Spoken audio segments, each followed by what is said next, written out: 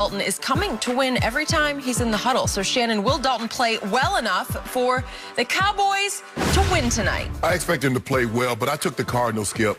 It's just hard to see a scenario that they run the exact same plays. This offense looked just as good with Andy Dalton as it did with Dak. I believe they go back into the original premise of this offense is that they run the offense through Zeke Elliott. And I believe Zeke will become more involved than he was over the last couple of years because they were transitioning away from Zeke. I get it. You know, you played a guy $15 million, but you say, we believe Dak is the guy that can win us championships, and he's wanting 38, 39, 40+ million dollars. We need to go in that direction, and they had started to shift the offense in that direction. There is a reason Andy Dalton was available. There's a reason why the Cincinnati Bengals got the #1 overall pick in the draft. If Andy Dalton was what everybody is hollering about currently, that would have never happened. Peyton Manning, Tom Brady, Aaron Rodgers, these guys never get the #1 overall draft pick. There's a reason why Andy Dalton got the Cincinnati Bengals got that. He was 2-11 as a starter last year. 2-11. Is that good? No. No.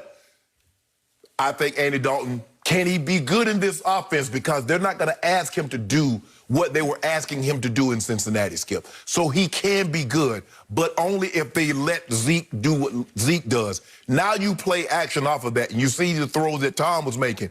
Ro Jones running the football, you play action off of that, and now you got Gronk, and now you got Godwin, now you got guys running scot-free. So if they're going to play the offense like that, I like the Cowboys' chances. My only concern, Skip, because I think Kyler would do Kyler Murray-type things, is that where are they going to generate a pass rush now that Chandler Jones is out for the season with that bicep injury? So it's going to be very interesting to see. Vance Joseph, the defensive coordinator, the former head coach of the Broncos, is the DC in Arizona. So it's going to be interesting to see what he dials up to control this offense. Okay. So, to answer Jenny's question, I do believe that Andy Dalton will play well enough tonight for the Cowboys to win. But I'm not going to pick the Cowboys to win because last game, you remember, I actually picked the Giants to upset them, and it looked like the Giants were going to upset them. And now it's Andy Dalton's turn, and I'm not going to jinx Andy Dalton in his first start. So I'm not going to pick my Dallas Cowboys to win. I will pick my guy Kyler Murray, in part because, remember, he's going home. He's from Allen, which is basically now a suburb of Dallas-Fort Worth, Dallas, actually. And remember, at Allen High School, he went 42-0 and won 3 state championships in a row. He never lost a game as a sophomore, junior, senior in high school. And he feels real good about going home and playing at Jerry World. So I expect Kyler on Monday Night Football to light up my defense, which is lightable. Right? So I think it's going to be high scoring. I'm going to say Kyler wins 35-32, but do not discount what I believe Andy Dalton can do in this offense with these weapons, especially featuring Ezekiel Elliott, as you correctly, to me, point out. Something weird is happening with this point spread. I don't know if you followed this, but the Cowboy bandwagon is back in high gear because Kyler and company opened as a 3.5-point favorite at Jerry World on Monday night. Then bet it down. All of a sudden, they bet it all the way down to Cowboys by 1. Now the Cowboys are a 1-point favorite. That's a 4.5-point swing. If I'm right about Somebody laid some heavy money. Some heavy money on Andy Dalton and the Cowboys. Absolutely. And I assume whoever that somebody or somebodies were, I believe that after the shock of what felt like a tragic accident of an injury to Dak wore off, and it was hard. I still can't process it. I keep telling you, I still don't know how he got hurt. I don't know how on that play, that way, he was lost for the season. Getting tackled face-to-face by a 5'11", 190-pound DB, Logan Ryan. How did that happen? I don't know, but it just happens sometimes. Freak accident. Freak accident. And yet, once you let the shock wear off and you refocus on what happened post-Dak in that game, Andy Dalton played really well. Again, Pro Football Focus graded him the best quarterback, it was a small sample size, of that weekend. So he goes 9 of 11 for 111 yards. And the truth was, he went Russell Wilson in the last few seconds. With 52 seconds left, he went 72 yards in 5 plays. Isn't that Russell Wilson-esque? albeit against the Giants. They finally won a game yesterday. Their defense is decent. I'll give it decent. Yeah. Okay, so if we could see quickly, just to remind everybody how good those two throws were to Michael Gallup, this is what I'm hoping my team will get some of, if not a lot of, tonight. He rolled out of the pocket. He can move a little bit. I'm not saying he's Lamar Jackson, but this was a very good throw with some mustard on it and a very good catch and toe stub by Michael Gallup. And then he comes right back on the next play, bombs away, and threw it up high and far enough that Gallup could go up and snatch it to set up a chip shot field goal to win the game. Correct. Which Greg the Leg made with his knuckleball, weird-looking field goal. But I'll take that. So those two big-time throws showed me some poise and some fire. And all his teammates were talking about, he ducked into the huddle and said, this is why I came here. Right. This is my time now. We're going to win this game. Again, no disrespect to Dak, because he's not Dak, but he's not bad. Right. So Jerry the other day compared him to what Bernie Kosar did for the '93 Cowboys. I was there covering the team at that point. And in the NFC Championship game, which Jimmy Johnson had predicted the Cowboys would win and said you could put it in big headlines on the front of the Dallas Morning News. So Steve Young was unraveling in that game. Right. But Troy Aikman got concussed in the third quarter. And here came Bernie Kosar, and he did okay. He completed 5 of 9. He hit Alvin Harper for a 42-yard touchdown, but the big play was 3rd and 19 at his own 19.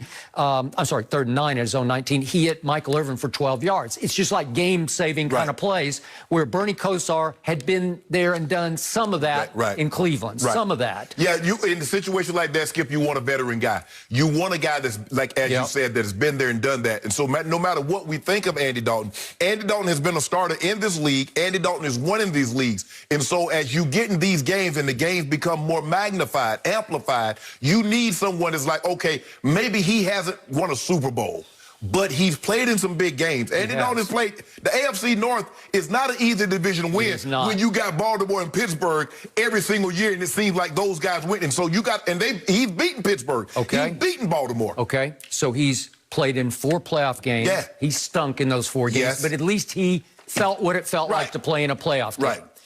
At least he was the MVP of the Rose Bowl as his TCU team was going 13-0 and beating Wisconsin in the Rose Bowl. I'm not saying it's end of the world kind of stuff, but it's not bad. Right. At least he made 3 Pro Bowls and in his first 5 years averaged winning 10 games a year versus a Bernie Kosar who made 1 Pro Bowl in his career and threw 124 touchdown passes. Listen, Andy Dalton's thrown 204. That's a lot. Right. 204 to 118 interceptions. Not bad. Right. And feels almost meant to be because remember, Cincinnati went to the deadline thinking, are we going to go with Andy Dalton as our interim, sort of placeholder starter while Joe Burrow figures it out? Right. And at the last second, they decided, no, let's throw the kid in the fire. Yeah. He's a tough kid. He's mature for his age. You know, as cheap as Mike Brown is, he was not going to pay those $18 million for a guy to be a placeholder. But it happened late. It did. And all of a sudden, Andy Dalton had no landing spot except Dallas? Right. Really? And plus, Skip, we'll potentially make people think that we're going to hold on to him, and then maybe you'll come in and offer us a 5th, 6th round, 7th round draft pick. Do you remember what Jerry had just done right before they signed Andy Dalton? They gave Cooper Rush $2 million, right? 2.1. They gave him $2.1 million. Cooper Rush then got cut, obviously, went to the Giants because Jason Garrett loved him. Right. Didn't make it, and is now, I think, out of football for the moment. I hope he gets signed somewhere. But he got a nice little payday. Okay, well, he did. Okay, he did get a nice little payday. But the point was, then right on top of signing Cooper Rush, they say, take 2. Wait a second, we can have Andy Dalton, and to Jerry and Steven's credit, they said, let's give him $3 million with up to $7 million you can make with incentives. Looks like he might make those. Okay, well, I don't know, because I think you got to get them to the Super Bowl. Oh, okay. I no, like they're hard. They're very hard. I thought it was like playtime, a couple of No, they're very difficult to achieve incentives, which is why they don't count. Right, against the cap. Because right. Okay, so all of a sudden, a guy who lives in Dallas is your backup quarterback, and you think, well, Dak's Iron Man. He hadn't been hurt one time, and it's taking every snap. The 5th year, right? And freak accident happened, and all of a sudden, Andy Dalton, you're on. So to me, I saw at least some flashes of hope on defense. And again, I keep referring to Pro Football Focus, but they have their all-pro team weekly. And I told you, at least DeMarcus Lawrence and Aldon Smith and Jalen Smith made first-team all-pro for the past week's game against the Giants. Did they deserve it? We could debate that all day. But at least they made it. They got to feel a little better about themselves. Kyler is a handful. Yeah, man. He is difficult to defend. Yeah. He is so quick. He's not as fast as Lamar, but he can hit top speed like in a heartbeat. Right. He's like a kid learning to walk for the very first time. He's all over the place. Right. And that's what he's going to be. He's going to be all over the place. You think he's here, you think he's there. He's going to be all over. But the question is, Skip, the defense.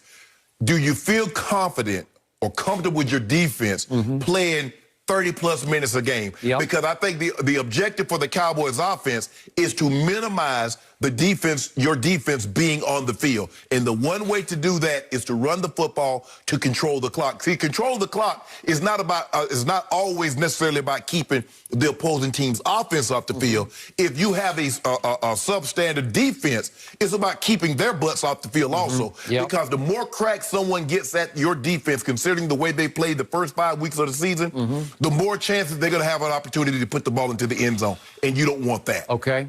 So what do I know about Arizona?